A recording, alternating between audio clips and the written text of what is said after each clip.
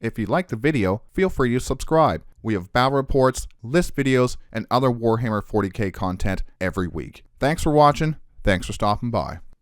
This video is going over the possible leaks for the Adeptus Custodes in the next balance date that's going to be out this week in March 2025. If this rumor is true, we do have some nerfs coming our way, with one interesting bit to this rumor about one of our detachments. First, let's take a look at the leaked nerfs, and then a look at some possible changes coming to the Auric champions.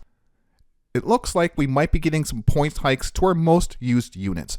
Hopefully, it will only be a few small bumps to the points. How much points do I think they'll be going up? Well, let's take a look at what potentially is getting some nerfs.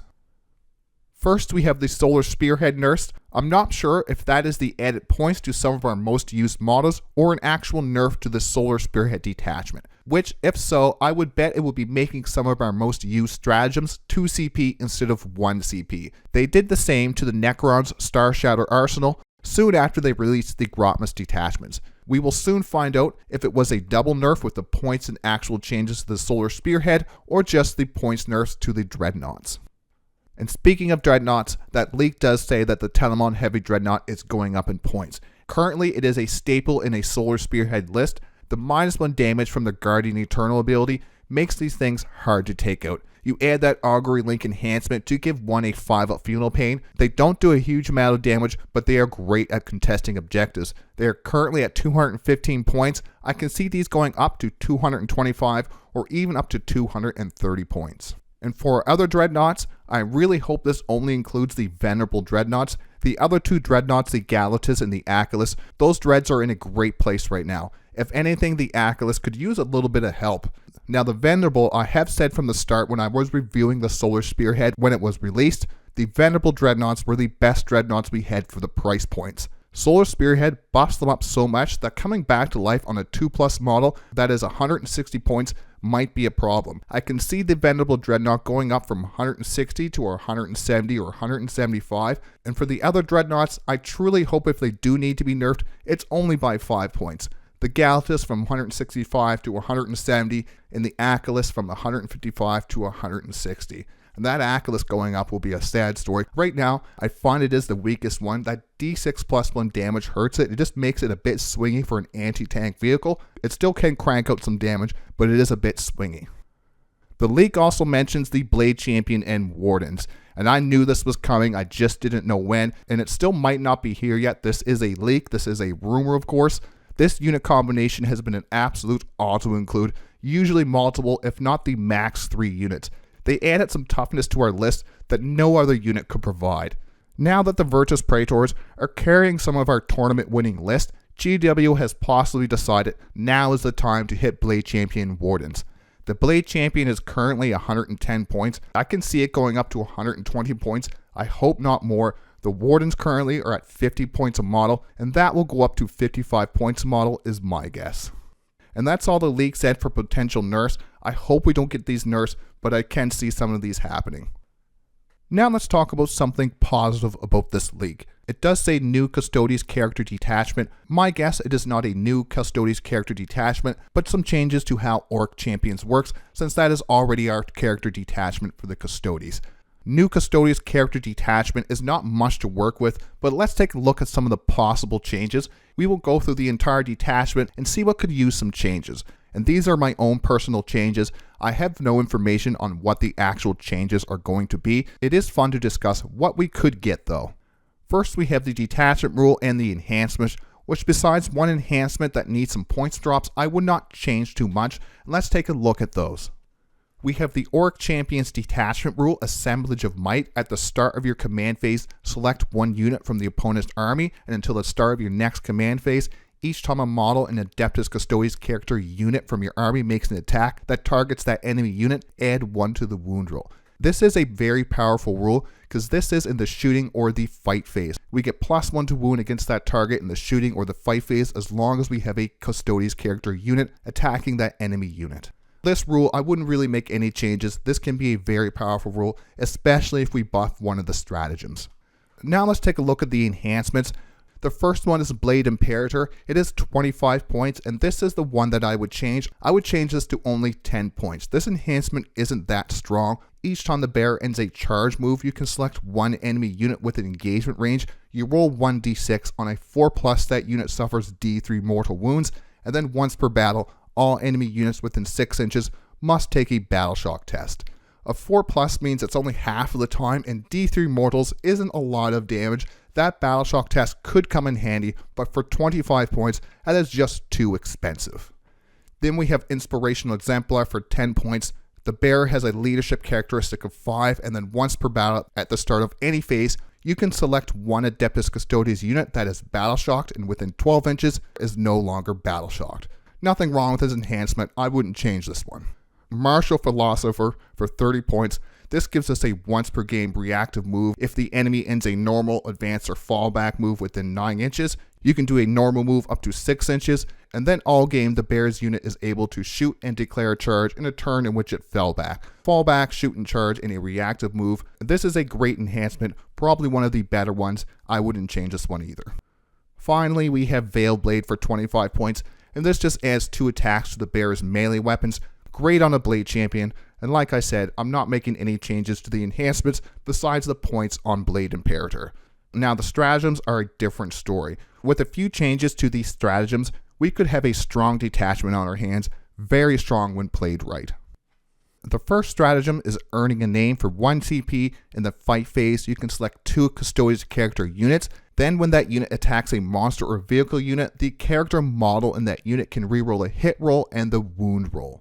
This stratagem for 1 CP is actually quite strong. I probably wouldn't make too many changes to this one. You could change it to this though. Until the end of the phase, each time a character unit in either of those units make an attack that targets a monster or vehicle unit, you can reroll the hit roll. So no longer is it the character model rerolling the hit and the wound roll. It would just be the character unit rerolling the hit roll, which would be unique since we don't really have that many ways to reroll the hit roll besides in Solar Spearhead.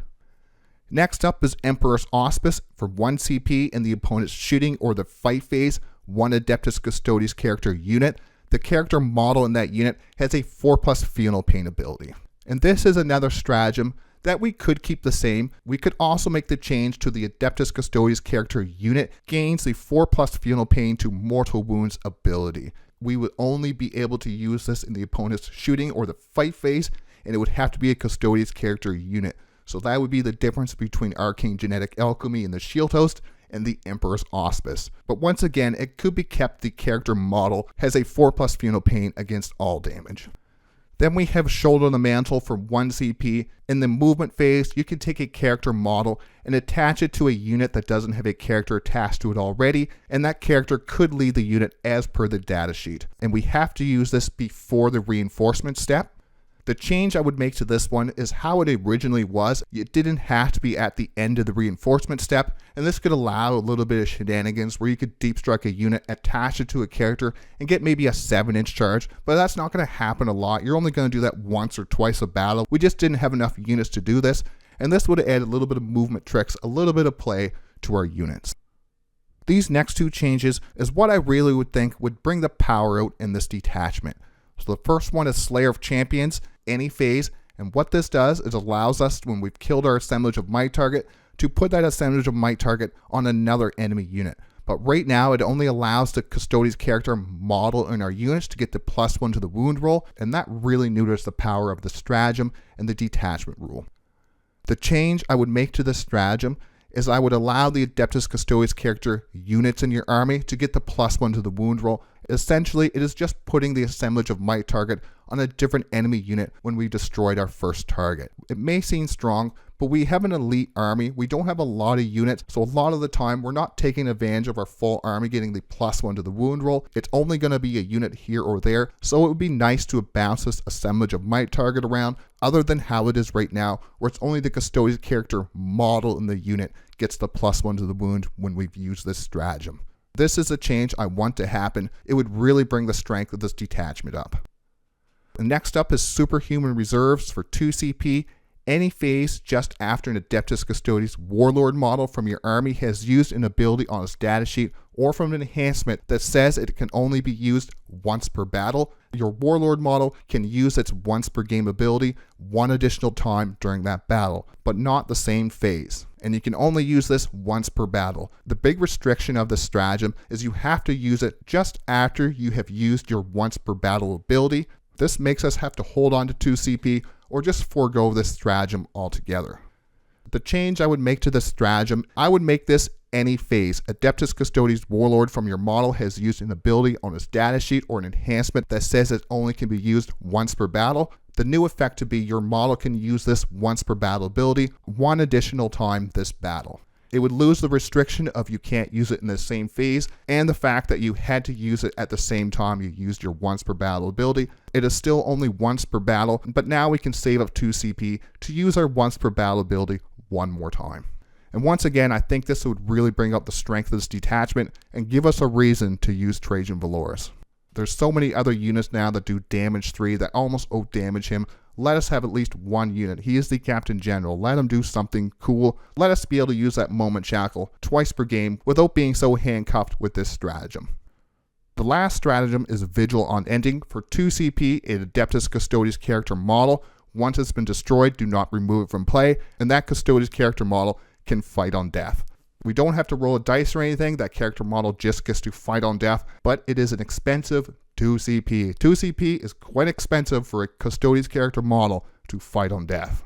And to keep the Custodes character detachment theme, I would once again keep the stratagem the same, but I would make it 1 CP instead. 1 CP makes this much more attractive and much more usable in a game.